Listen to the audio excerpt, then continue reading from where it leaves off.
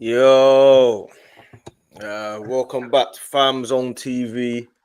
This is the little segment Baller Talk where you know what I do. I like to get on a few little ballers. This is episode 2, Baller Talk. Few little ballers, couple little stories. You know what I mean? Different guests, different way of life. You know what I'm saying? Trying to do something different online. Dean's not here today, but he'll be here next week naturally. But yeah, man. Today I got obviously Izzy, man like Izzy. My brother, man like Leon Knight, my Killy over there, and I got a little special guest today as well, Mr. Darren Blewett. Know what I'm saying? I heard you in your daughter's room or something. Yeah, man, I'm stuck in this room. The pink thing's not me, mate. East London, come on. Come on. Mate, I moved as far away from London as I could possibly afford. So I'm in the sticks, mate. It's fucking the reception's not great. So what area are you in now, Does? I'm in like North Essex, but it's like right by the sea. It's nice. I've got two girls here. The area is lovely for the kids. It's a bit different from where I'm from. So the reception and all them things is all a bit behind. It's about 25 years behind. Yeah. It gets all technical, innit? What part East you from? East Ham. Plasto East Ham. Newham like that. Yeah, Newham. Yeah, I born in Newham General. Oh, I'm Canning Turn. Yeah. So yeah, mate, that's where I was from. Yeah, 25 years I was there, so got out somewhere. They didn't bang you on your head, did they, at Newham General? Yeah, they did actually. Come on, man. I had the life I've had. Just bang my head. Worst hospital in the world. Fuck me. Oh, mate, it's a nightmare. Yeah. But yeah, mate, yeah. So yeah, I was there for 25 to be fair, best thing you could have done was move outside London, man. Everything's so expensive here. It's ridiculous. Like my girls, I couldn't imagine like if I stuck her in London, she just wouldn't know what's going on. Like it's just mad. So. I know Lee, you're up north in it, so like it's completely different. I'm sure as well. Yeah, so it's just like I didn't really want my kids to like grow up fast like I grew up. Yeah. You have to be on your toes from like 10. My daughter's like 8 right now, and it's just like same with me. Do you know what I mean? It's just let the kids be kids, innit? Let the kids be kids, innit? Yeah, man, just let them enjoy themselves a little bit. I mean, I'm in Liverpool, which is like way out, but it's cheaper as well, mate.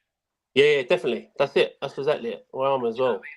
I had some good friends move to Wirral, and they have not they don't stop speaking so highly of it. They said it's the best thing they ever chose to do.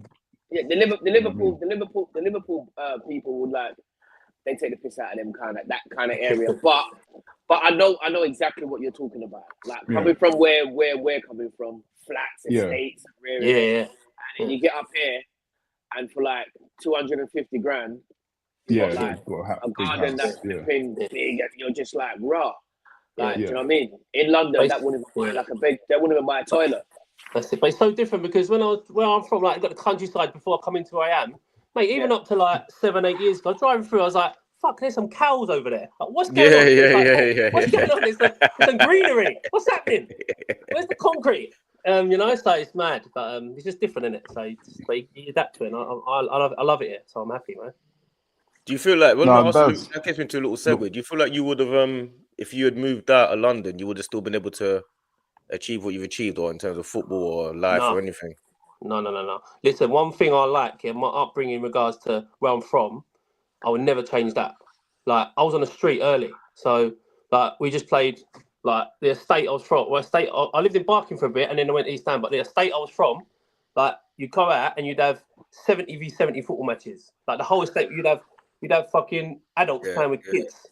And we used to have, like, these stinging nettles running either side of the pitch, And it don't matter if you're a kid or adult, you get dashed in there. That's it. And then you get up and you get on with it, and you learn how to mix with people, different cultures, different ages. You learn how to communicate. Like, I couldn't do that. Like, kids now can't talk, mate. Like, I coach a lot of kids now. They can't communicate.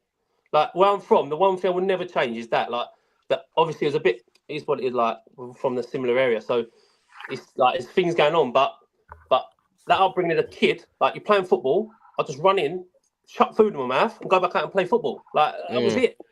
I remember we used to play football with, like, you turn like a Coke can into a football. Remember that? Remember that, a Coke can, you get a couple bags over there. You might even put Leon Britton had the advert with that.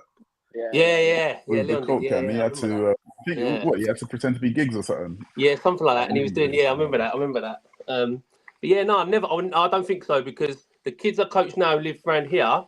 Like they say they like football. Like, I'll say to them, you've got to love it. You've got to be obsessed with it. Like, you've got to be obsessed. They ain't obsessed, mate. They ain't. They just ain't. Like, you've got to be obsessed with it to even reach. Like, I didn't. I had a little bit of a pro career. Most of mine was non-league, yeah. And to do that's quite hard. But if you want to be like as good as you can, you've got to be obsessed. Probably harder. Non-league's probably harder. When you change from pro to when you change from professional to non-league, their first bit is tough, mate, because I didn't know what's going on. I thought it was tougher the lower and lower I went down. Yeah. It became harder. Yeah. The higher you go up, it's like everything's done for you. All you have to do is really turn up and play. Yeah. To be fair, even on the pitch, I thought like it was harder the lower you went. Mate, I just felt like brain damage, mate. All I was doing it, heading it in the end. Like, everything was headed. Like, because I'm a big lump, everyone thought I was just like this big, want to just head it and smash people. Yeah, we didn't head it though, innit, at West Ham. I swear the academy hated heading the ball from the back. If you couldn't play, you ain't getting nowhere. That's it. I wanted to play. I was left foot as well, decent left foot, so I like to play. But the lower you go down, it's just head it. I stopped playing at 30. Like, it's young. I just stopped. I had enough. Like, I walked off the pitch, playoff final in like non-league. I had a fight. I knocked someone out, and then I just walked off the pitch, and I was like, shock. Like, done. Like, fuck this. What am I doing? What's going on? Like, hey, Dan, listen. Thank you for coming. You know what I mean? It's a pleasure having you. Just wanted to kind of ask you, like, if you don't, obviously, you was with me at West Ham. We grew up together, like youth team and that. But the thing I wanted to ask, obviously, growing up together as kids, you don't really get to know each other. You just show up and play football, don't you? Cool. So, you know, just because I was with you at West Ham, Chadwell Heath, training like daily and that, I didn't really know you and your story and as a kid. So, like, tell us about about your beginning, like where you went to school, district you played for, and how you like ended up being at West Ham. Yeah, of course, mate. It is. I didn't know you because you're a little bit older than me. Let's be honest. Come on, you're a little bit older than me. So that's all good. But with that face, I don't know. It could have been the other way around. I was in East Ham, but I went to a school called Barking Abbey because of the football. Oh, you went Barking Abbey? Because of the football. We had a really good football. We won it. I got kicked out the last year of school, but the 4 years I was there, we didn't lose a game. Won everything. Won the nationals. We won everything. Really good. A lot of the boys at the time were at clubs and stuff. So I was at that. I went at school. It was all right. But I was travelling from East Ham, so I was a little bit of a not outsider, but I knew a few of the lads. But my mates were East Ham mainly. But I travelled in from there. Obviously, I lived 5 minutes from Upton Park Grand, so it was just, mate. You know, it's just. Do you know what? It was hectic. It was crazy. So like in my house, it was quite chaotic anyway. Like it was a bit of violence and stuff. So that was going on inside and outside. So like from young, all my mates are older than me. So I was 12, 13, knocking around with 18, 19, 20-year-olds. So you just sort of, I was running both alongside each other a little bit. And by the time I'll skip forward a little bit, I'll come back. But by the time I was like 16, I was at West Ham, obviously, the YTS, but I was running alongside my mates doing real stuff. So like, some of my mates were music, some were like just shotting, doing stuff, working, whatever. And it overlapped a lot. So like some of my early upbringing, at 13, 14, I was going like radio station. So if you don't mind, could you let some of your demographic know what shotting is? Because some people, sorry, like selling weed or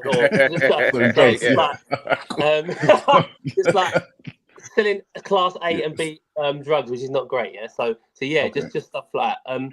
It was just I sort of tried to keep both like in a different direction, but in the end it just overlaps. And by the time I was 16, 17, 18, all the lads, when I started pro, like everyone was going out, like timing them, like faces and all that stuff. I would go, all my mates would turn up, and it'd just be ag. But I would rather go like Stratford Rex or Pavilion or Watford. Like I was going like, I just love that. Like that's my environment. I love it. Instead of playing ball, you mean? Not even playing ball, but going to the night out on a Saturday. Rather than venue. I would choose. I would rather go to Rex or something like. Oh, yeah, there. okay. Avenue, You're from the my roads. You're choice from the would be roads. that. You're from the roads. Yeah, I just love. Yeah. That's That's your where. music, the kind Yeah, of my music music you're tastes into. like they were listening to Yeah. fucking R&B. I ain't into that shit, mate. That's not me. Like I'm just like everything with me is was 100 miles per hour and aggressive. Like everything was just that. So, that obviously I know you know. I'm glad you and 90 weren't friends as kids. No, but yeah, I know. Trimble sent for Storming. Yeah, Storming was my boy, so I wasn't happy about that at the time. So, yeah, it was just a bit chaotic. Is like inside You know my Trim, yeah, well, I know, like some of them, yeah. Like, but I know Nasty Crew, some of my mates. So yeah, it's sort of back in the day. It was a bit, it was a bit wild, wasn't it? It's different, but it's a bit chaotic still. Yeah. And RIP Stormy, by the way, Sean. But RIP, man. Yeah, but mate, it's basically my upbringing was just chaotic. Like I say, inside the house, there was violence and stuff going on. Like my dad's old school, like English geezer, like he had a hard life himself and from custom house and stuff. So the upbringing was quite mad as well. And then outside, it was like never ending. I couldn't get like a bit of peace. But when I went football and I found like I was all right at it, and I went West Ham at 11. I signed for West Ham at 11. I was just, it's my club as well. I'm a West Ham fan. I live 5 minutes from the ground, big West Ham fan. I was just like, and I could have gone to most London teams at the time. I've still got the letters with the printed stuff and that, like sign and stuff. But I just, when I went there, it was like, fuck, I can go here. I'm at the club I love. You get the kit, and it was relief. And I was quite good at it. So quite quickly on, I was like, this is nice. Like, it's a place where I can express myself properly and not get in trouble.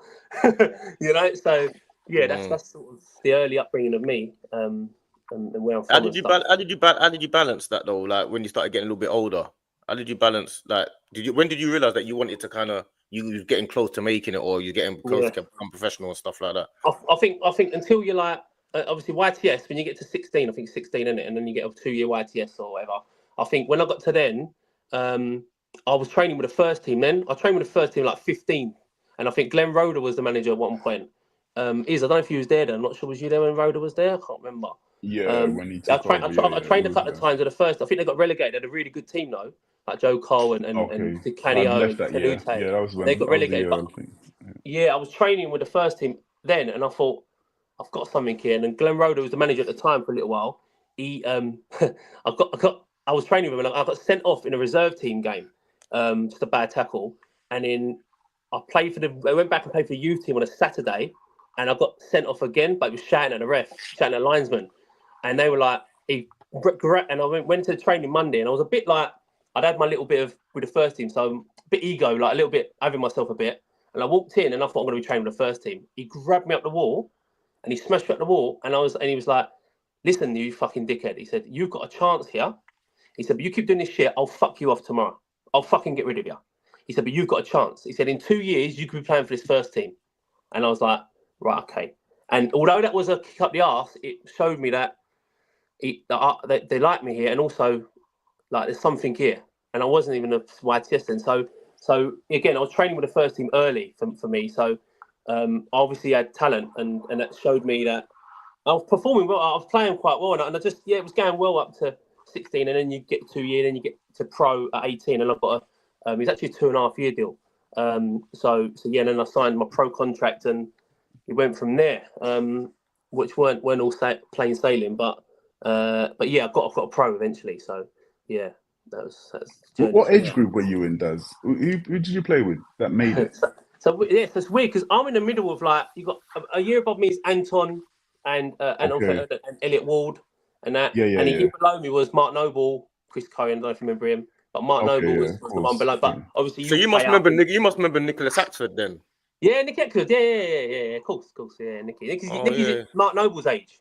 So same year group, isn't it? Yeah. So Nicky's Nicky's a boy, wasn't he? But yeah. So yeah, I was just in the middle of that, and most of the lads, I think, when we got to pro age, only I think me and one other got a pro contract. So we had a decent team, good players. I think a couple of them went on to play like league football, but no one else went on played non-league really. It was a good team. I think we got to the quarterfinals of the Youth Cup, maybe semi-finals, quarterfinals. So it was a decent team. FA Youth Cup, sorry, yeah, FA Youth Cup. I think we lost to Villa Quarter final? Yeah, what's that? Oh, come on, it is fucking. I don't know what quarter final are, mate.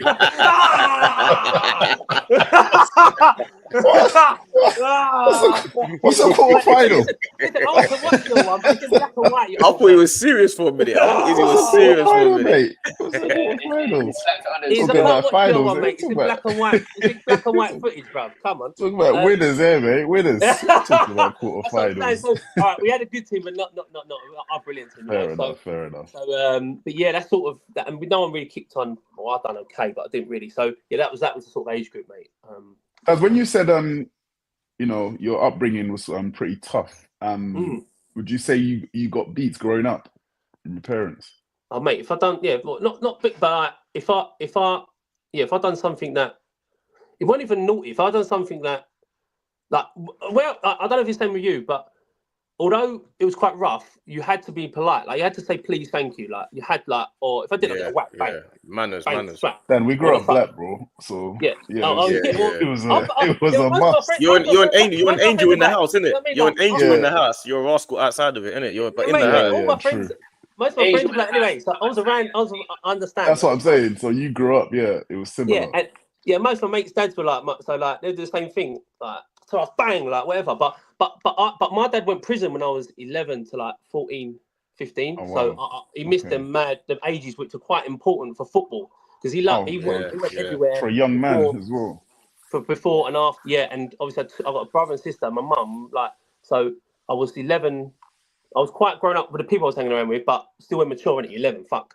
But I tried to take on things that I've done some bad shit young, like, and I just give us an example without incriminating yourself. Give us an example of the mad stuff that you done. Tell him that. I'm not saying I can't say no. Some names are still active, so I can't say stuff. But things like I'll do trips to like I'm from obviously East Ham. We do trips to like Norwich with like bricks and stuff. So like, he was doing them things back then. That's at 12 years old. At 12, it'd be two of us. 12 and a 6. My lad do 16 at the time. And you jump on a train. Obviously, we was young. We do the train. We've done the Norwich trip twice. One time we got a bit mad and we had to dash. But do a trip to Norwich with the stuff and then come back with the money. And that was at 12. Yeah, so it's young. So just stuff like that. But you're some 50 Cent thing. But obviously, hold on. You weren't trying to bump the train as well, was you? Huh? You weren't trying to bump the train as well. Yeah, I probably did. Fuck yeah, no. I got the ticket. But it was just. But I didn't really understand at that age what you was doing. Yeah, you don't understand the consequences. I think I understand what I was doing. I don't think I went. And also, I was young. I didn't give a fuck. I don't care. Obviously, my dad went there as well, so it was a bit like whatever. For about a year or two, I lost. I think my mum always says like when I was before that age, I was quite not shy, but quite like just getting along, like 10, 11, whatever, playing football. And then when my mum said when my dad went inside, by the time he come out, I turned vicious. So like I had an edge to me, like that I was kind to people that liked me, but I just hated a lot. I just hated not the world, but I was just pissed off, mate. And that took into my football, innit? So like, although I was doing well, like I couldn't. Like if it kicked off, I was just in like trying to chin people. They weren't like a chatting, like chatty, push. It was like bang, you just dash over. There was no thought like that's it. That's what you do. And like even the first team players, when I remember I played, Ian Pearce, a big fucking easy, yeah. So like I was just 16, unit. Yeah, 16, and like he ran through, and I took him out. He was training one time. I took him. I was 16, something like that. I took him out, and he turned a bad tackle. He turned around and just grabbed me up. As he grabbed me, I just bang, like just threw a punch. You just instinct, and then everyone dashes in. And you just, I should have done like, I should have done the tackle in it, but my instinct was that. And then you get dragged off, and I got fucked off. And no, stuff but it's like where that. you're from. But I trained with Pierce and in the gym. I wouldn't mess with Pierce, mate. No, he grabbed me up. I couldn't move. So the only thing was my arm in it. It was just a little boom. But it was. I'm not trying to sound like a fucking flash cunt here. It's just like my reaction. It's where you grew up. It's your instincts. Like you swing before you think. It was a bit of that, and I think I say the concept. I think talking about what I was talking about there with my dad not being there. What happened? He sort of turned up. He said he's going to prison, and then I was just a bit lost. And ultimately, to be fair, it's sort of took me about 20 years to get to a point where I'm at peace, bruv. Like, it's fucking been a long one. Like, things of up, downs, work on myself, all sorts. And that is one of the, not the main, that's one of the things. Obviously, did you find when you had kids, you kind of like went, oh, you know what? Let me just, I need to simmer down a little piece. Yeah, I did, but it was like short-term things. Like I would and then like, so my first daughter was 8 as well. So when she was born, I was 30 then. So, and I look younger, I was 30, and I by the time oh, fuck by the time I was she had a christening, I was just thinking, get the boys in, and then I would do like mad shit. Like I'd go out, and then it'd be like, it wouldn't be like a day, it'd be like a week, and then I'd just like go out for a week or stuff. So my example I'll quickly give you, when I got released from West Ham at 22, my first instinct weren't to go and get a club. My first instinct was, fuck this, I've got a couple of quid. I went away. I went 6 weeks. I went raving. I went Mali. I went Napa. I went all these places, and just they called it the fuck it button. So like you just think fuck it, bang. And I had no tools to say like, right, this has happened, you need to go and do this, or no real guidance as such to say, right, you've got to do this, because my dad was my mate. You weren't really it ain't like it's a mate thing. It's not really a like, you know, and I weren't really listening to people anyway at that time. So I just thought fuck it, and then I come back, and then I was lost again, and then because of that I felt sorry for myself, and it was like a revolving thing. I couldn't until I got to fucking 35 that I really done proper stuff on it. But and yeah, it was just up and down all the time. But I can relate with that, because I had that fucking button, but it was my dad that was just like pulling the fucking button. Yeah. You get what I'm saying? Yeah. That was in my locker completely, but my dad was like, my dad was at the button, and I was just like, oh, for fuck's sake. Do you get what I'm saying? It's brilliant. But that's what you need sometimes. You need. I think in football you need obviously natural ability. You need to work hard. You need luck, but you need guidance. And a lot of kids that I speak to now, obviously I've helped a few kids get back into pro football last year, and coached a lot of kids now. A lot of it is they're all good footballers. A lot of it is mental. A lot of it is and it's showing them, look, I done this, or what about if we do this instead of this? And then just little snippets. You ain't got to fill them with too much stuff. Mental wise, the players and the kids coming up to their shit. Yeah. They're just shit, mate. Honestly, they can't talk, mate. They don't know how to communicate. If you message someone, couple of them, and you spoke to them for a week, you'd be like, he's all right, you know. And then you got in person with him, and you're just like, this guy. They can't. When it's face to face, they can't do it. Talk. They can't communicate. Over the phone and over like laptop and all these social media outlets, they're fine. They come across, they have a laugh, they're laughing, and then you see, you tell a joke on the phone, you see him being bare funny emojis, say the same joke in real life, nothing. He's looking at you like this. I know. Nothing. Just Let me ask you, like, you have, sorry, mate, you train with kids, yeah? It's just a question I was thinking of. Yes. So growing up, your period, obviously, our changing room was pretty tough. Yes. Like, when I say tough, I'm not talking about hardcore, whatever, but the banter. The banter was tough. Like, you know what I mean? People used to get it left, right, and center. You got to be careful, like, what kind of trainers you wearing, what kind of jeans you're wearing, what kind of top you wearing. You know what I mean? Or you was getting it. So, like, I thought there was one kid in my year, Eddie something. I can't remember his last name, right? When we joined YTS 16, the banter was so vicious that Eddie was a top player. He should have made it. He could have made it if he stayed. His mum wrote a letter like a month or 2 months after we started, right?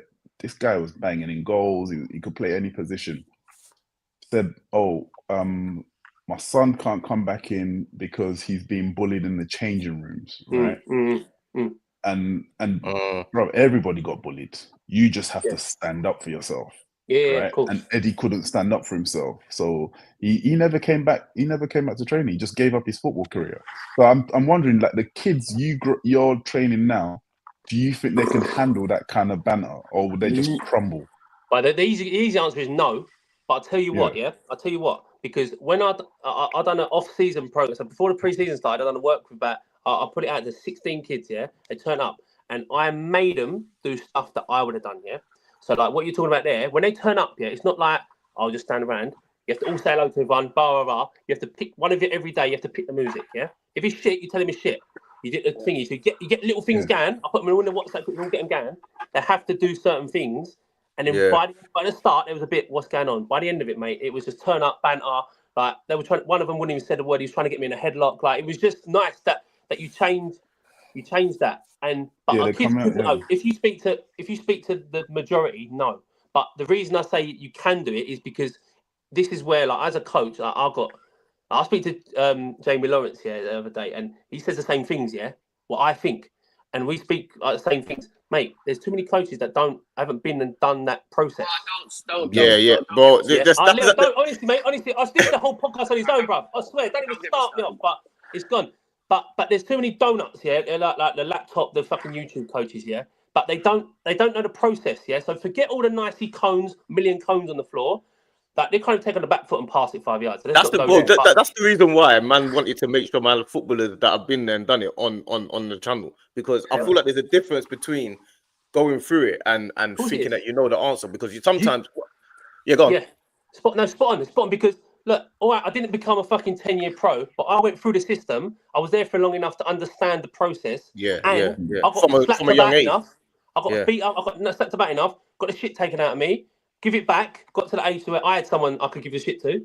Like, do you know what I mean? That's what happens. And then, and understand ball. Like, I played it. I got coached by some fucking good coaches, so I understand, and I do my own little bit to it. So you understand it, but you got them now that don't, mate. It's just fucking. They got kids coaching kids. So let's not go down that route. But I just don't understand how you're telling a kid what to do and how to behave on the pitch if you've not been there yourself.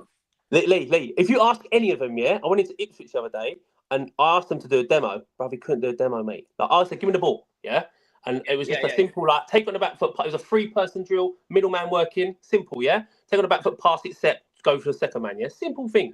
But they couldn't do it, and he was wearing trainers. I was like, what is going on? Like, come on, like, and it's just you know straight away, like. But yeah, no, spot on. And that's what's happening. That's what's filtering down more and more. That's our big issue with it, mate. But even the fact what you just said there about the having to like build the camaraderie in the training for your kids. Back in the day, you wouldn't have had to have tried to build that. I think that was just natural with everyone.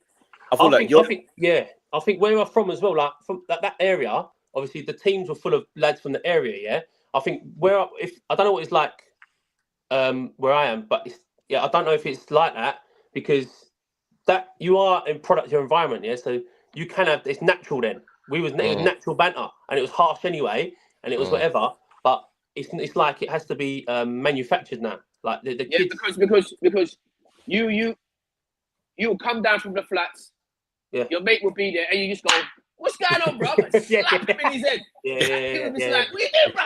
And try to slap you back. Like, and that's it. You know that hardness, like, do you get what I'm saying? That hard, harsh kind of like banter and like friendship that you had. When you went into the football club, it was like, all right, cool, no problem. But Lee, that got me in trouble sometimes because I know people is what you said about it's harsh and you had to respect the thingies. I respect him to a certain extent, but because I was a fan, I felt like. When I left there, when I got released from there, I was the longest serving player at the club, which is mad. Yeah, I was there for the longest time, 11 years, whatever. But when I was there, I thought, although I was their first team players, one because I was quite confident by that age, but also I was a fan. So like my uncle or my mate's dad, because I was going pubs and stuff quite young. Yeah. They'd be like, tell that cunt, yeah. Like, it's all my dad's mates, like all geezers, yeah. Tell that geezer, like, tell him he's fucking useless. But I'm like, all right. so sometimes I go, fucking hell, I can't remember who it was. Someone, I go, fucking any chance you pulling your finger out? Like, I'm like 17. They're like, what? I said, yeah, the other day. And they're like, what the fuck? And then like they'd give it to me. But I didn't know that. But they don't like that though. They don't like that. When you got to that pro stage, yeah, even we was like that as well. Okay. Like if we got to the pro stage, we was at Swansea and the youth team man them would have came to us and went, you should have fucking put that away. I looked at him and said, bro, Yeah. are you insane? Yeah, So, of course. it takes a lot to come up and say that. But that's what I feel the same as well, because I had to do it when I got to that age, because there was kids coming up, and I'd be like, who the fuck are you talking to? Or nail him or something. Like, but I get it. But I struggled with that balance, mate, because it overlapped. Like, I couldn't, at times it was fine, but at times I was just like, again, I went out on loan a couple of times. They fucked me off. I had arguments with the manager. I was all over the place for 2 or 3 years. So when I got a pro bit, so I was just it was just like that, mate. It was never steady. It was just fucking up and down all the time. And the thing I always say, the people always said, oh, you must have had a bad attitude. I never had a bad, like anyone that asked me, I was always a captain of my ages. Don't start with that bad do you know what I mean? attitude. But that's what it is. Because you, like Lee, I tell you, because you talk a certain way or you act a certain way. Like when I start getting a bit rowdy, like the East London comes out of me, my missus even goes, fucking slow down. Like, and I'm like, oh shit, I didn't know I was doing it. Because it's just, I'm all arms and I'm quite expressive and I'm like, whatever. But that's how I talk. I can't help that. Like, this is me being posh now. Like, you know what I mean? So, even with the kids, I just talk how I talk. There's no like, right, we're going to do this. I say, look, that weren't fucking good enough. You need to do this, and we're going to fix it. All right? You happy? Yeah, let's go. Like, there's no like, I'm not going to change that.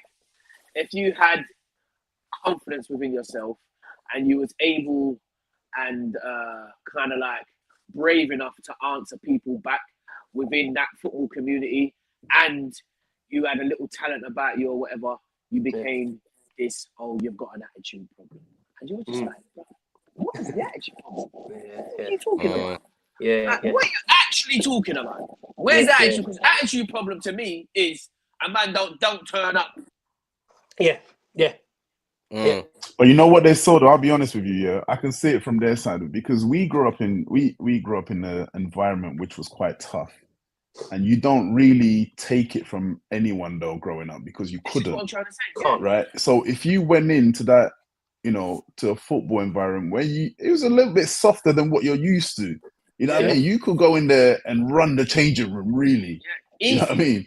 Easy, run the changing room. So like people were a little bit weary. So when anyone says anything, you met a big man. Remember? Yeah. You met a but big. So I was down in the changing room, was young, like, small cut. I was down in there and running the thing.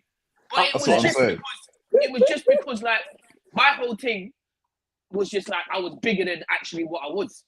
Do you get what I'm saying? Like you felt that, what? Did I feel that? Your ability helped with that. Your ability helped with that. Yeah, your ability had to help with that. I mean? So I hear that. I hear that. But still, when I walked into some change rooms, I felt like I was about 6'3". That's good though. That's a good thing. No, I can hear. But I'll tell you what that's true as well. I'll tell you what that's true because see Izzy, I might as well bring it up now before I forget. See Izzy, So let me tell you one thing about Izzy. He started me off on the life of alcoholism. I'm joking, really. So basically, I'm joking. I told him before. Like I played the reserve team. I was young, and I don't remember this, by the way. He's what you like 2 or 3 years older than me, something like that. Yeah. So like I went there and Iz was playing. I think I might play centre half with you. I wasn't nervous, but I was looking forward to it. It was away some shit gaff. I can't remember who it was. And we turned up and we was in the bar. And he was like, just have one of these. And I was like, what? It's fucking brandy, before the game. I'm like, all right, brandy, all right. Okay, What game was it? From reserve team game. The Resi game. I don't know. I think it was, maybe it was Derby away. Brandy. So I'm like, all right, fucking all right, there. I think you've done it as well. So I've done it, bang. I was fucked, I wasn't pissed, but I couldn't move, I just felt like it was burning my chest. The warm-up, I felt, normally I like to warm up to prepare prop, like, build, and by the time kickoff comes, I'm ready to go.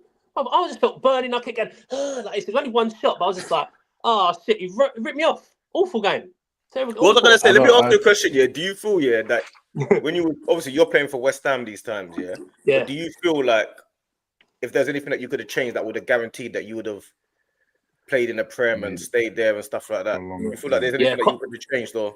Yeah, a controversial one because when I was younger, I always said I wouldn't do this. I said no fucking way. But when I got to the age, like pro age, I could have gone QPR or Millwall, and they were offering me like big deals, So I was like, okay, but obviously Millwall is a fucking no-go where I'm from, like, and it ain't like don't say I'm not going there. No, I was my dad's era. is that fighting area, yeah. So that 80s, 90s, like scrapping on the terraces area. Yeah? So they like them old school geezers, like all that shit, yeah. So like I was like, ICF bollocks, yeah, all that rubbish, yeah. So I was like, well, there's no fucking way I'm going Millwall, like no way, no way. But as I got older, and obviously I've reflected on my career and had to do stuff and that, the best thing I could have done was left West Ham. Because I'd got to the point where even if I was playing well or wasn't playing, whatever was happening, I took everything to heart, mate. Like, too much. Because it was my club and I was wrapped around it outside of the club. So I'd leave football and all my mates are West Ham. All my family's West Ham. Everything's like fucking this. And I was getting pelters from all angles, like, do this, tell him this or this. It was fucking loads. And because I was at that age where I was just fucking a bit crazy and didn't understand stuff, I was putting that thing into the wrong era, like that anger and that frustration and whatever. The energy. And the only one suffering was me. So I was like, if I could have took myself out and gone to a Mill or something, I probably would have played. They were in the Champ or League One at the time. I probably would have played first team. I always say, I don't think I would ever have been a Premier League player, but I could have had a good league career or a decent league career if it was done through the right steps. Why do you say you couldn't have been a Premier League player though? Why do you say that? I think that's a step. You said that non-league was harder level, than. It's a different level. Like, I played against these, and even when I was 18, 19, I remember playing against like Jason Roberts. Yeah, bruv, listen, yeah, he absolutely bullied me. No. Daz, listen. You're a young kid, right? Grown men playing against Jason Roberts got bullied. That's what I'm You saying. can't be saying they made it Prem because of Jason Roberts. Jason Roberts destroyed plenty of people. He destroyed a lot of people, mate. But when you look at it, I was going, this is next level. Like, I'm not near this, bruv. Like, but remember, you were a kid, though. Jason was already, like, you know what I mean? But I was a pro at the time. So I was thinking... Yeah, it doesn't matter. It doesn't matter. You didn't have your man strength. But I suppose after that, I went alone to League Two, and then I went on Southend, and then I done it right then. I played the conference, and then... But I think that sort of level, I would have been fine, I think. But I think that's just... Maybe, look, you don't know, but I think that level was just elite. Like, it's just tough, innit? I think you would have made the level. I just think, like, you know... I think it's luck. To make it in football at that level is definitely luck. There's a small window. Timing, maybe? Timing as well. It's as he said, it's the windows that you're in. We spoke about this last time we was on, and with me and whatever, and this, that, and that. And there's little tiny windows. And at that point, in that era there as well, right? Fucking. There weren't many players coming through, like youngsters, like coming through, like there is now. Flipping out. I'm looking at Chelsea and I'm seeing Mason Mount, I'm seeing this one, I'm seeing Reece James, I'm seeing this, I'm seeing that. I'm thinking to myself, these players wouldn't even have lasted 2 seconds when we were playing. But there's about 10 subs now as well. Like, you have so many subs, so like that helps as well. Like, you can just get on the bench and why get your bench money and stuff as well. But why do you think they wouldn't have lasted in your day though, these man? Because they weren't good enough. No, look at the levels of players. Like, you just line it up. They wouldn't have been good enough. Like, honestly, the level of player now. There's no like for me. There's no like proper like they don't express themselves enough now. It's all nicey stat based football, innit? So it's like all bullshit. So like you ain't got these like you give the ball and you get fucking even like obviously you got Joe Cole and you get like that Chelsea even like Damien Duff, yeah. Bro, you give the ball that sort of era then. Right, they're just going at people. You think fucking hell, and he went in top teams. It was brilliant, unbelievable. But just expressive players like go. And then you had like people like Iron Robin. And all that. That's what I mean. That when they got the ball and they just got even when we was playing because me and I can only go back to where I'm in the same team as at Swansea. Yes. Yeah. And some of the man them got the ball is. You must have been behind God. Ooh, that was disgusting. I was, bruv, when I celebrated with certain man, I'll go, you're fucking dickhead. Hey, nah. Do you get what I'm saying? Nah, Swansea, man, we had some top players, though. Yeah, yes, to be fair. We had some good players. But we also had some terrible players. Because I used to wonder to myself, how are you playing football? When you was at Swansea, was Martinez the manager? No, he was a player first when I was there. Right, because he left and came back as a manager. Right, because I played when I went into non-league.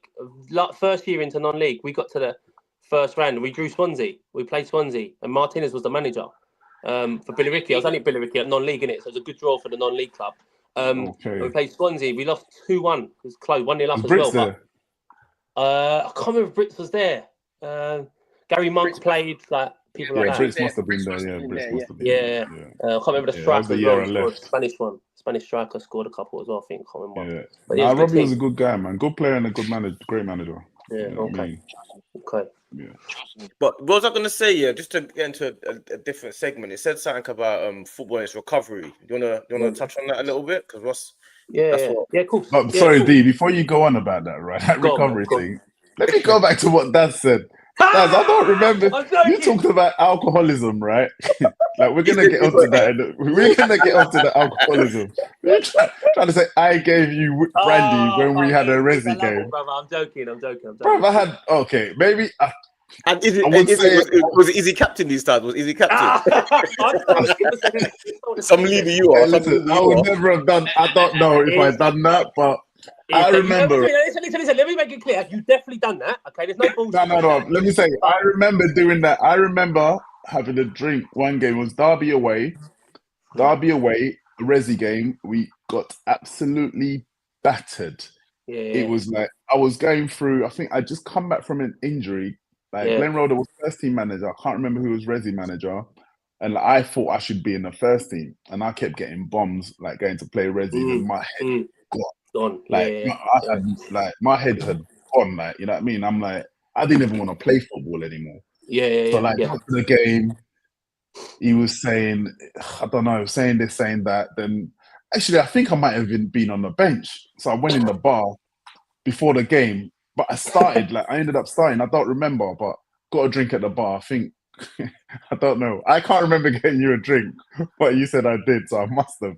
Like fucking 100%. Yeah, I took a shot. I'm like, oh, I'm joking. Listen. I was gone, so I took a shot. But saying that, obviously, saying that, I'm sorry I got you a drink, Daz. That's tongue in cheek, by the way. I was drinking long You messed up his career. You messed up his career. I'm sorry you came in at the wrong time when I was going for it. Why you look at it? I don't know. Now listen. No, but yeah. But tell us how you came into the drink. Obviously, I don't think people know your story. Sorry to cut you. I'm assuming when you're talking about the drink, I'm assuming that's what age are we talking about? When you're still at West Ham, or are we talking about? No, so obviously I had to do a bit of work on it. So the first drink I ever had was like 14. My dad bought it for me in a pub. Like that's where I'm at. So that's the environment I was in. So at 14, it was beer as well. And like, I remember drinking like a pint. I was like, fucking hell. But you just like, oh yeah. And obviously, again, they're all geezers, like old like all that. And it's the bowling pub, which is right next to the ground, isn't it? So that is where I was going. My dad used to drink and all the mates and stuff. So yeah, that was 14. But obviously it was a long time before 17, mate. So it's all good, right? but yeah, it was just then I probably first started drinking. Like, only like a drink and two and whatever, and then it just built up. So basically, I'll just touch on what you said there with the recovery stuff. So I was always drunk and stuff like that. And I think when I was at West Ham, I was drinking. I was going to. It was more like the environment I was in, so the raves and stuff I was going to. I was drinking a little bit, and I actually got to about 22 when I got released from West Ham.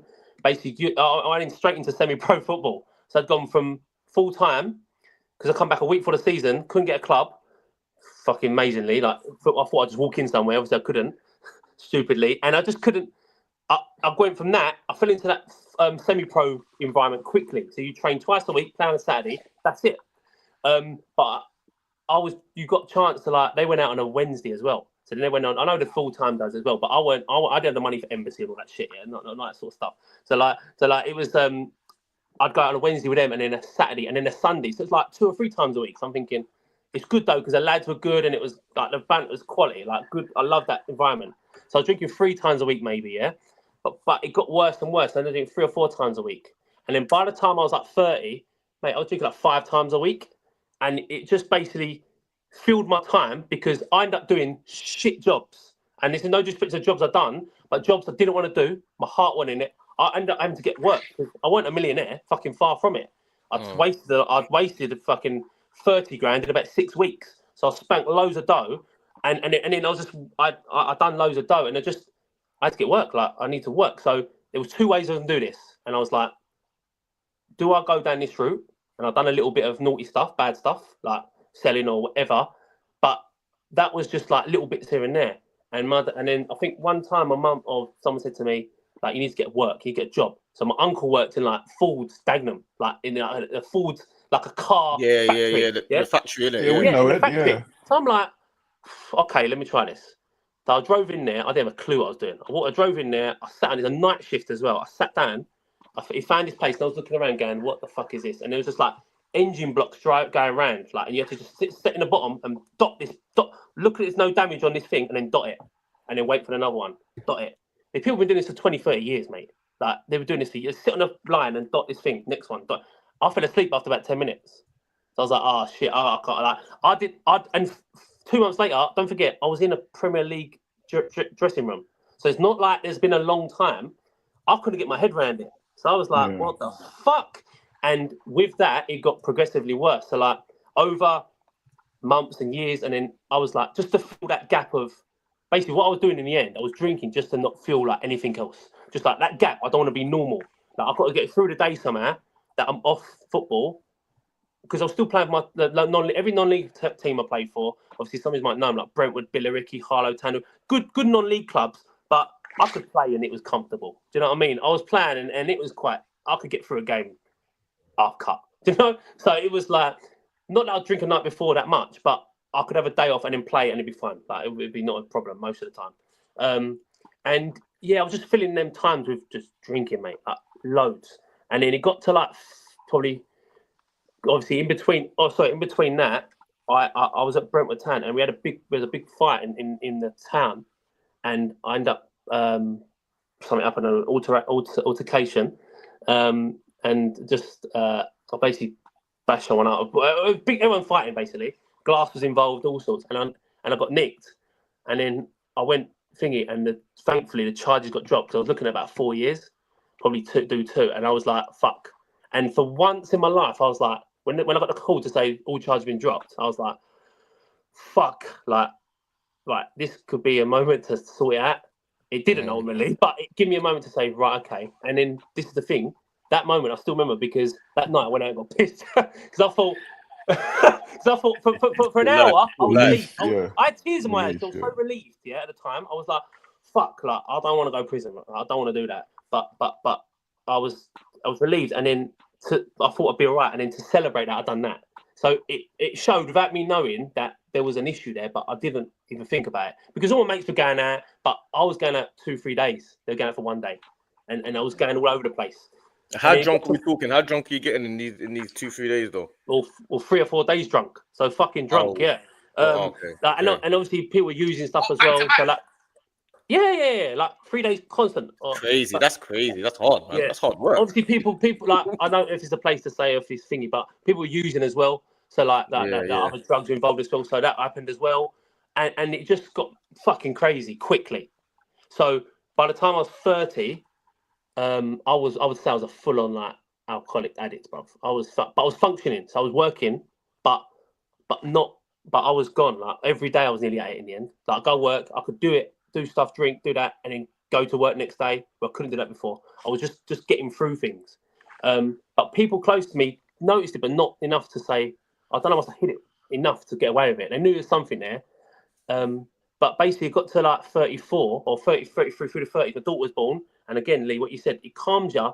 But I was always looking for that. Right, I've done the daughter thing for the weekend. I've done a good thing. I need to go and let's go get pissed this weekend. And I was always trying to arrange stuff that weren't happening. So like I'd go, come on, what about this? What about if we do this? Or if there's a boxing fight and it could be some nobody in fucking Mexico, yeah? We're watching it, yeah? We're watching it. Or it's and a reason. You want people to do it with a reason. Yeah, a reason.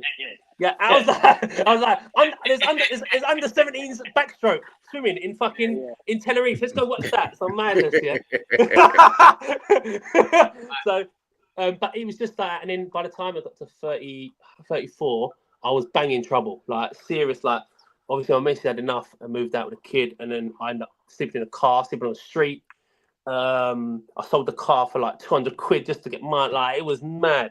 I had no clothes in the end. I was just living it was just a bit chaotic. It was so chaotic, and it took me like obviously low to low. And then my friend, my missus obviously still cared, obviously, because fucking been with her a long time, and she contacted my friends. Were like, he's proper bad now. Like you need to. And my mates, I ended up coming back to the family house. And my missus moved out, yeah. So that she was like, stay here. And my mates come to my house, like 2 hour drive, 2.5 hour drive at night without me knowing, pulled up and were like, look, you got to call this person. You got to call this person now. And I was like, oh, fuck that, I'm not calling them. They want to call me, call. If they want to help me, they can call me. Yeah, I was like, come, like that ego, that mad, not understanding like where I'm at sort of thing, yeah?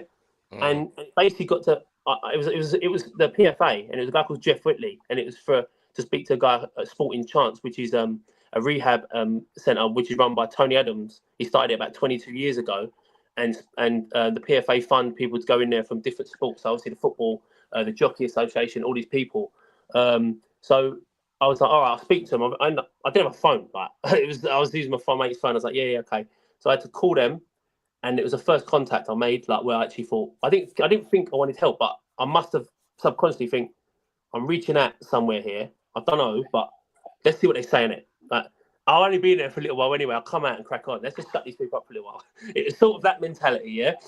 And yeah, I just went for about three weeks. That happened. It was during that lockdown bollocks, yeah.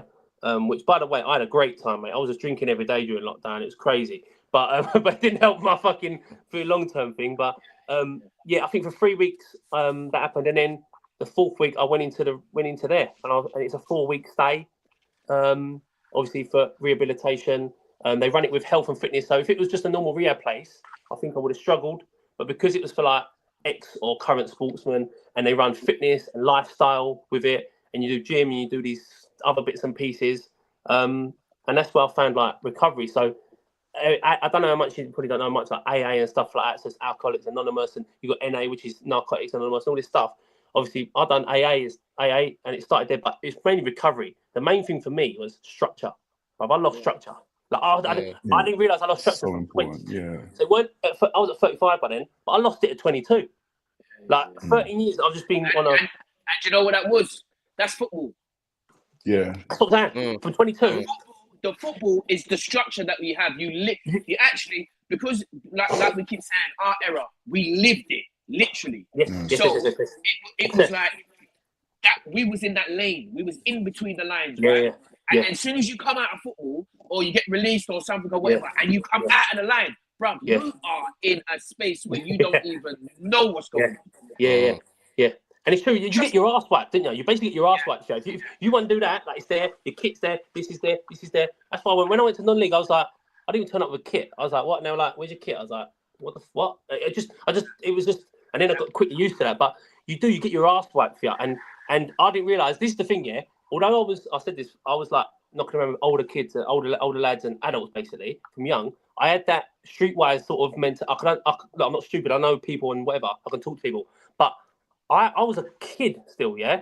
In regards to my mentality around stuff, like I was a baby. Like I could throw my toys at the pram like a baby, or my reactions to things were like childlike. But so when you come out, when you lose that, I'm only left with that childlike shit. And then I didn't realise how bad it was going until it got there. And people say, oh, how can you not see? I could see, but probably didn't even want to realise it as well. I was enjoying myself without... What happens is, and this is quite harsh to say, but it's true, because I'm talking about myself here. You become selfish, yeah, when you drink. And when I was using stuff, I become selfish without me knowing it, yeah? So all I thought about was me. Yeah, old kid and missus, yeah? So, and a house and life and fucking whatever stuff, yeah, like important stuff. But that took me to myself, innit? So I was end up just I'd rather, without me, this is not my head, because my head's completely different now, how I fit my thought process around things. But at that time, I love my missus and kids, of course I do anything for them. But if I could have choose them and drinking and using on a day, I'm going with that, because that's where my head was at. And it's very hard to people to understand it. And where I'm from, like, you don't do that to his family, son, all that, yeah, I get it. I didn't think that was going to happen to me. You know what I mean? I think I can't see that person no more. So I get it.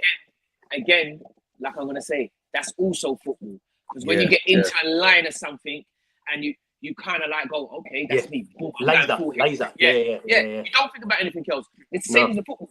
You're in the football, bam, you're football all the time. If you sway sideways, I'll tell you what, it's bam all the time. Because I'm telling you now, with me as well, I'd probably been dead if I didn't meet my missus.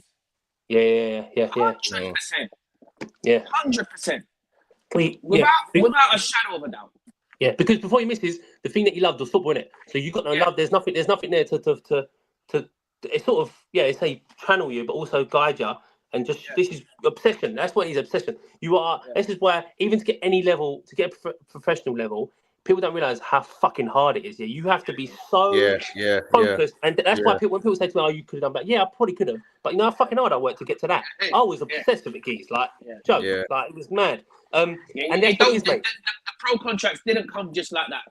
No, not then, especially then. I say I was the only person in my age group, so it was tough. But yeah, mate, it just sort of lost that. Basically, that's what it was, and I think then I finally started doing like, look, fucking. I don't read, innit? Like, I'm not a reader. Let's be honest. Look at me, yeah. So like, but then when I come out there, I started doing in recovery. Started doing like these readings and stuff, like only like pages and stuff like. It was just like basically, it's not a religious thing. It's like I become a bit more spiritual, I suppose they say, yeah. And it was just like understanding, not full on, but just understanding, like a bit of calm, a bit of peace. How am I going to create that? What am I going to do? Okay, do this because my head's crazy still, yeah.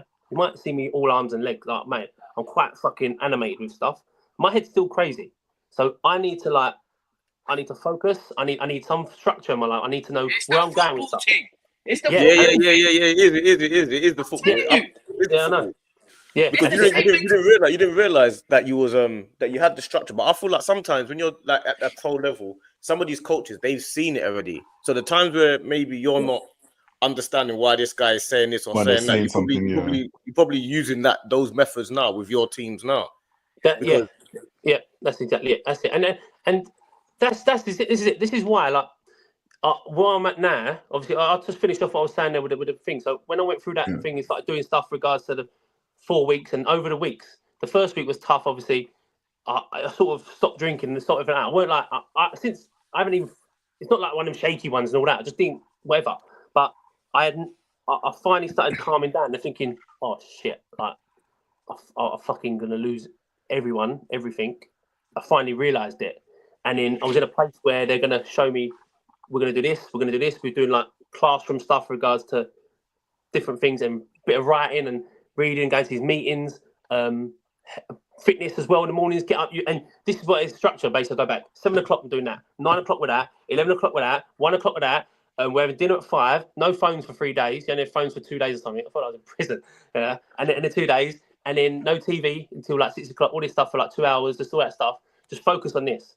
And for the first time in years, I cared. Obviously, I miss it, but I cared about this. I cared about getting better because look, I lost all self-respect for myself. Like, I was in my car with like, I'm not fucking rich, but I try to dress okay. Like, I try tracksuits in it, tracksuit, smart and like that. I want to just look presentable, but I didn't care. Like, and when I look back at that, that wasn't me. Like, I'm not that. Like, I just want to dress smart. Okay, not have to be thousands of pounds on me, but just look presentable. Yeah, it's East London thing. It's East London thing. You just want to look like, even if it's a tracksuit, you want to look clean and a pair. You want to. I've seen your trainers, mate. I know that. But let me ask you. You see, when you said that it was a Tony Adams like initiative kind of thing, Is it free? No. So yeah, I'll talk about that. So I think it's been going for about 22 years now. So he found it because he went through all that. He fucking writ off the car and he died. And then it's all in the paper. So I'm not saying because you shouldn't really speak about people's stories, but his is public. So it's okay. And he set it up. And I think you have to become. So the PFA funded me to go in there. It costs 12 grand. So they funded me to go in there. Obviously, I didn't have to pay nothing. So they basically, I always say, they saved my life because I was at the point where that enough. Like I didn't tell this, and I didn't want to go down that route, but I tried to commit suicide as well about a week before I went in there. So I know it's a bit dark and deep, but I won't go into the details too much. But that is where it took me. I wrote a suicide note out to my missus, suicide note to my missus, to my daughter. I was gone, like so, like, and that like. Do you know what I mean? So my I'd gone. When I say I'd got, like, I'm not one. You have to be careful saying like that sort of stuff because the reason I say it quite openly is because when I've come into this stuff, I've met friends along the way because I had to change my friend group as well. Let's get that straight. Yeah, I had to get rid of my phone. I didn't have one anyway, but start again. Yeah, some people, and the people that I've met along the way are fellows, other people in recovery and stuff. Not everyone, but some of them. I've met them. 2 years, they're doing all right. Blah blah. I speak to them the night before. Next day he died, killed himself. So I'm talking about people that I've heard, who I've been with, spoke with, who are cast as friends, and they're in so much pain that that you don't know. It's so hard. So I'm only talking from a place that I understand it now. I wouldn't have said that before, but I understand their mindset regards struggle, to the addiction. It's an, people say aim, but it's an illness regards to if you don't like fucking, I don't know, peanut butter. If you're allergic to peanut butter, would you eat it? No, because you come up with a rash. But if you're allergic to drink and it fucking makes you a nutter and goes crazy, would you keep drinking? No. But why do you keep drinking then? Because the fucking illness, bro. It's completely gone. Like it's so hard to understand. But you got to do work. You got to do the work. And that's what I had to do. So see, this is the part of football that people don't hear. This is the part of football that people don't really hear because I think there's probably so many footballers that are battling. Because you must have been on that and seen so many. You could probably name off a list of names of people that you would never believe that they had these problems and these issues. You know, that's true, mate. And that's it. Like before and after me as well, and during. So you see, of course, I can't say the names because of the thing. But I'm just gonna ask you, what's the names? Fuck off. No, you can't say the names. I'll tell you, the ones you can talk openly is obviously the people that spoke. Like so, Paul Merson, he's been in there. I think Gaz has been in there. Gaza was in there, so they've openly spoke about it. So it's not like we know about thinking. So it was just sort of like you just see it. But I think you're right. It is that sort of side you don't see. But that whole system saved me. Like it genuinely saved my life. Dan, thank God for my sporting clinic, and my missus and everyone. But this is the thing that you don't see that Tony Adams done because you don't know how much he's done in the football world behind. It's not just football as well. It's all sports. So like more sports are getting on board. So you got what you see now. Gambling is one of the biggest one. It's the biggest one now. Gambling is the biggest illness because it's so accessible and all that stuff. So you got the Jockeys Association with obviously jockeys. That's one of the biggest ones now, and you've got the rugby players coming through. So all different sportsmen go through it. It's not just football, so it's reaching out, which is good. And boxers, a lot of boxers go through there as well. So, and what you said though, Dan, about the PFA helping you, and also obviously Tony Adams Clinic, the PFA. What I think some people don't realize that. I think once you're a member, once you become a pro, I think you become a member of the PFA. And that means they will help you if you're struggling and if you're going through this. A lot of people don't know that. So if you're struggling out there, maybe this message might help people realize that they can reach out to the PFA and they're very helpful. So please, if you're out there and you're a member, reach out to the PFA if you're going through stuff, or even if you're going through it and you can't get through it and your family might be watching this, reach out to the PFA and they definitely will help you. They've been amazing to certain people. Or some people, because like maybe other people haven't reached out, but please go out, reach out to PFA. They will help you with sporting clinic. If you've got a gambling problem, drinking problem, any kind of mental, like mental health, going through something, mental health. Just reach out to them. I didn't know about that either. I didn't know about all the things like that. So this is what I was just about to say. Sorry, Lee. Sorry, mate. I was about to say, like, I think, like. Just you must know as well. This is what you must be feeling as well. Like they don't make it aware. You don't make people aware. Of this. No, they don't. They don't. They're putting all these things like Bet365 and Penny Power and this, that, and the other. All of this shit ads on the thingy. Yeah. Even if you give them a little one space ad around the ground, around the picture, whatever. Do you get what I'm saying? Yeah. Like let people know because come on, man. Yeah, do you know what? But do you know what? And this is. See, I don't care. I'm still at, but I don't care what I say. Yeah. So like, it's sports trying to do unbelievable work. Like all these people do unbelievable work. Yeah. But the higher ups, so the Premier League and all these people, they don't care about that. They don't. And I tell you why, because they could have easily. Like I didn't know about it until it happened, and then off the back of that, I got my fucking pension. So I had a right touch. Yeah. I didn't even know. So I was like, oh shit. Did you blow the pension? I went through it. It went. No, but it went on good stuff. It wasn't. But the good thing is, it wasn't even a free day. It went on a settee. We went on a sofa this time. I was buzzing. Oh, brilliant. And it's the thing. So it went on something good this time. But obviously, I didn't have loads. But I opened that up, and then obviously when I started my football academy, football coaching stuff up, I got equipment off the back of that. Like, I didn't know about this stuff. But you don't know about it because you know why? Because the success rate, the success stuff. So the good things that look good, the things that promote stuff and looks all pretty and nice. Let's talk about that. The reality is everyone coming through. There's a fucking about hundreds that don't.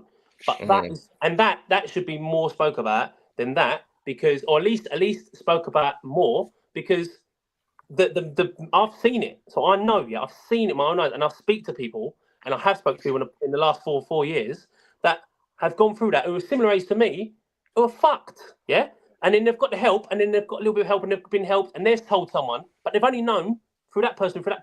Why is there no one to tell? Yeah. What about that's all it's done. And the thing about it is, though, what you got to realize is, though, yeah, it's a cycle. Yeah. So the PFA where you went and all that, where they help people, it won't function unless they've got the people there that's suffering. Of course, yeah, they need the If they cure everyone, no one's gonna be going over there and doing all the madness. So it's just a cycle. You know what I mean? It's the same way government and all them things there. It's the same way that's run there, bro.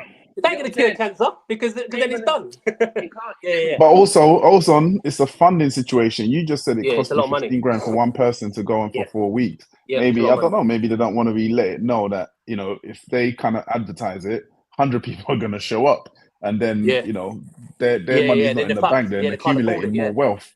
So maybe the thing is, off the back of that, I had therapy lessons before and after. So like that's money as well, isn't it? So like it's sort of it's all funding. Yeah, and to be fair, I still speak to someone weekly. So good. But it's not through that, just other things. Like this is the thing, like where my life changed a bit or a lot, and obviously I'm trying to put my head into good stuff and try and use the skills that I had. Not fucking sitting on a factory. I'm with all due respect. That's not what I'm built for. I'll be honest. I can't.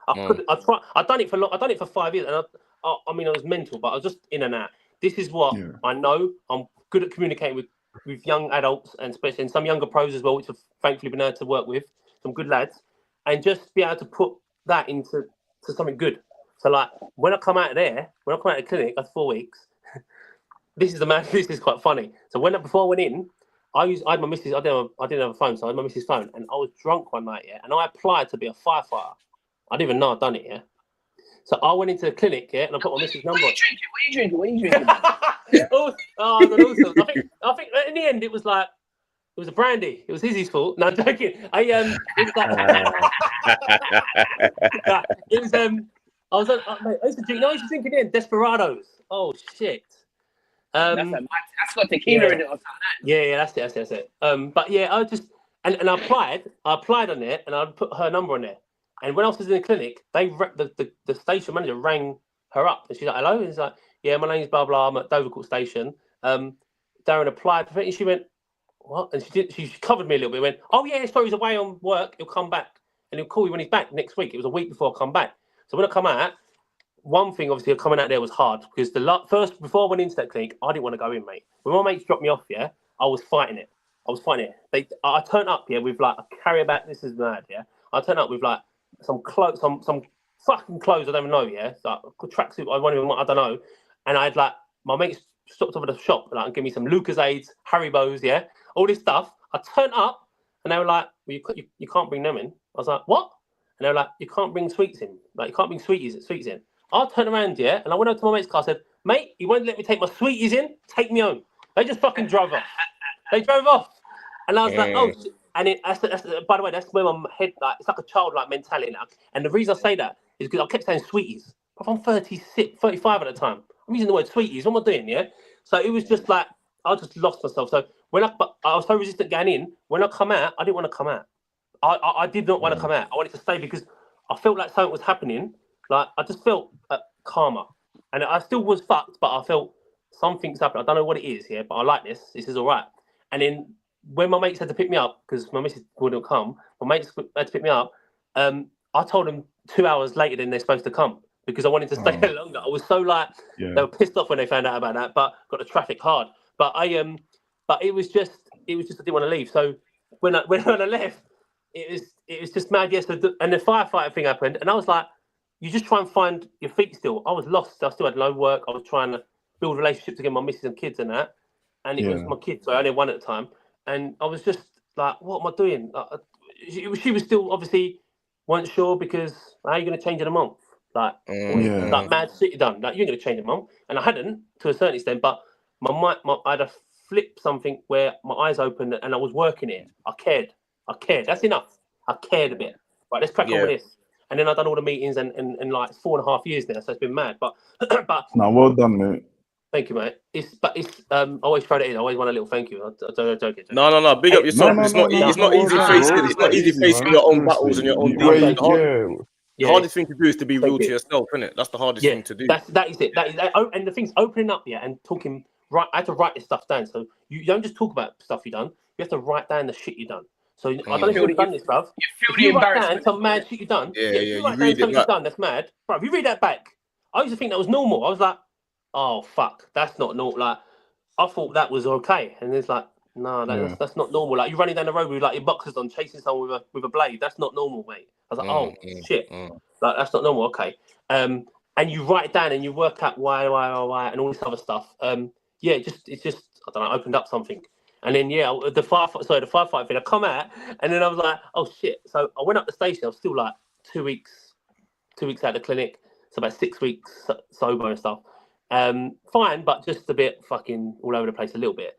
And I went up there and they were like, and I said, I always want to be a firefighter. I don't know. It was like on-call firefighting first of all, and then try and be a whole time.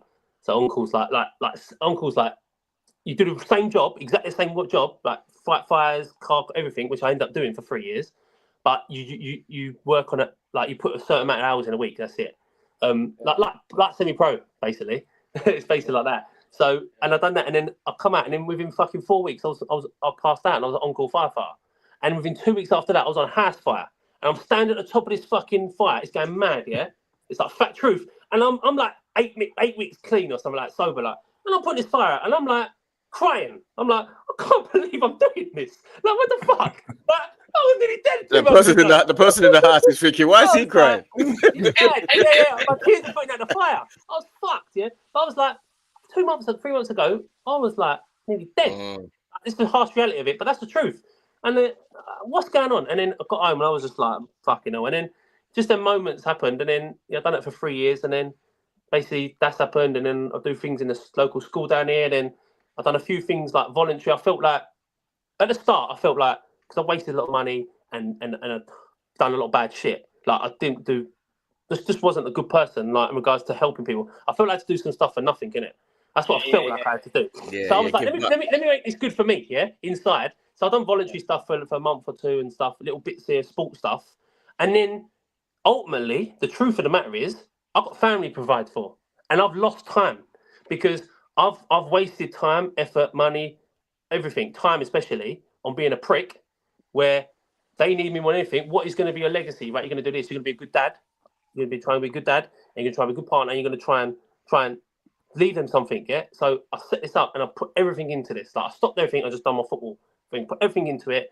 Started doing one-to-one, and I've done like coached over 600 kids the last year. So it's been crazy. Well done. So brilliant. Like that's what my love, and the thing I love it. Like that's what I know. I don't know nothing else really. I don't, and I can talk to anyone. Like you know something about something. You just talk. Like there's no like bullshit. There's no like stop. It's natural. Yeah. You can just organic. And when you watch someone, you go, he takes the ball there nicely. He drives forward the ball nicely. Like you can just little things. You know when someone knows about football, innit? Shit. So Dan, that's what Nighty was saying before about the structure, and I felt like when you left West Ham at 22, and then you got released, you had no structure in place to help you guide you into your next stage of life. Yeah. So I think losing your mind and going crazy a little bit, like also kind of I can see it when you went into the Sporting Chance clinic and the day you had to leave, you didn't want to leave because they gave you structure again. That's the main thing. So you were so scared to lose that.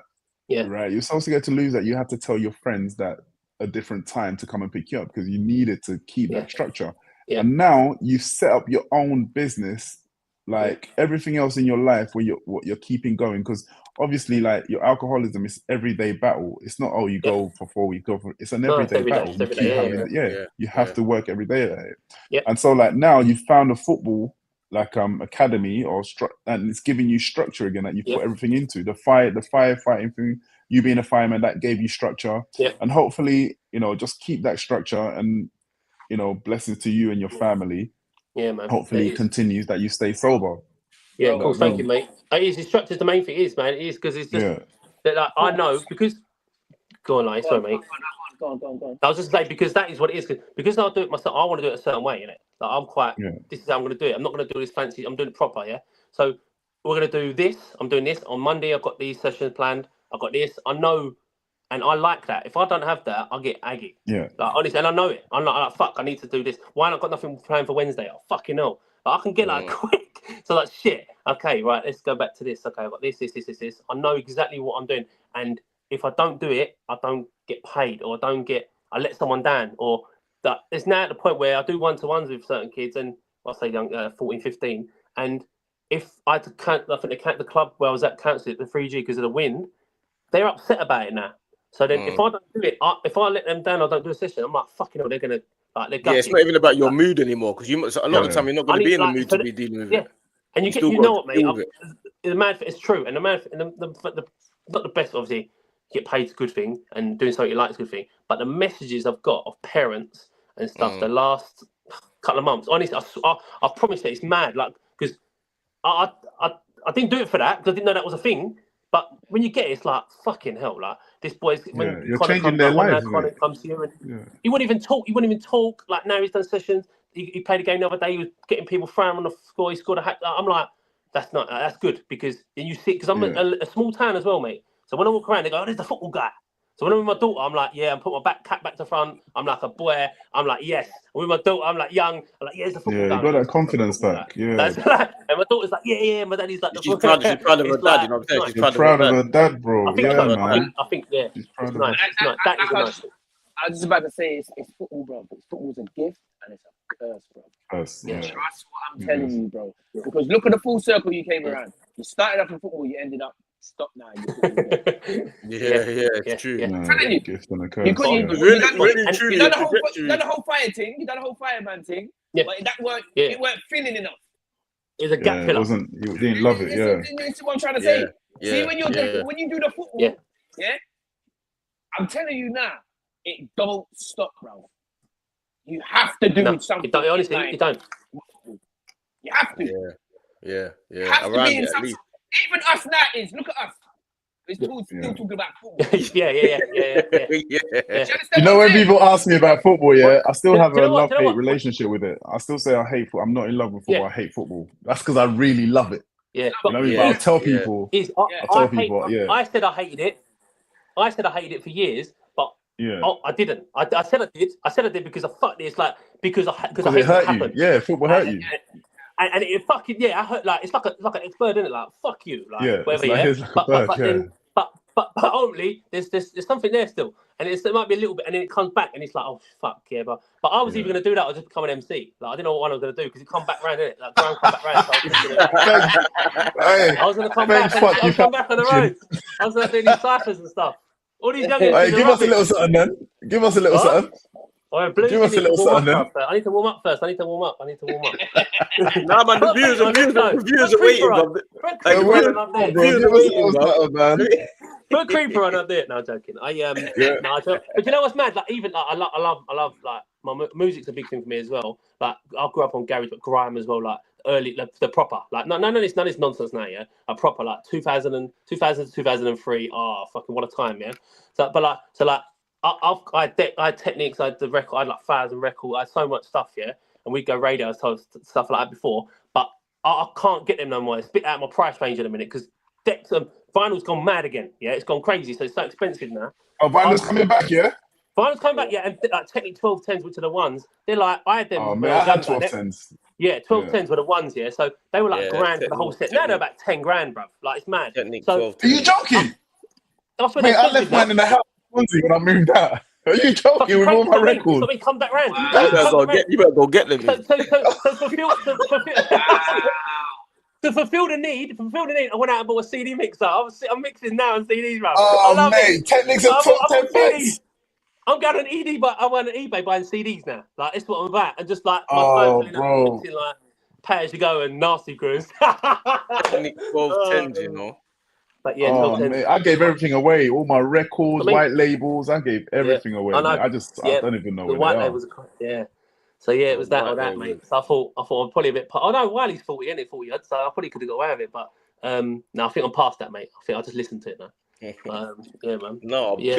big up yourself, my guy. 90, what time you gotta go? What time you gotta do your little your thing, bro? I know that he's got these I don't know, start putting it out there on the internet. Structure, bro. No, Structure. that's good timing, though. It's good timing. It's good timing. Structure, Keep bro. the structure. Man needs structure in their life, cuz. Trust me. How long you got left? It's important. Structure's important. Yeah. Night, you gonna follow me back on Twitter or what? I don't even know. You man still on Twitter? I don't know, man. Yeah, I promote my stuff on there. I promote my stuff in it. Twitter's fair enough for me. It's just a crazy world, Twitter, man. Yeah, It's all bullshit. Listen. It's all a crazy bullshit. world, Twitter. It's all bollocks.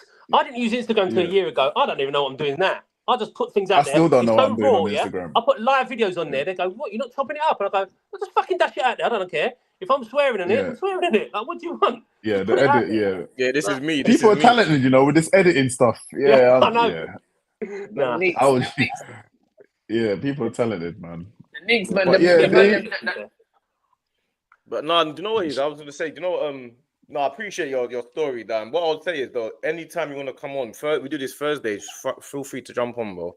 Yeah, man. Yeah, I appreciate it. Thank you. It's nice to like just talk.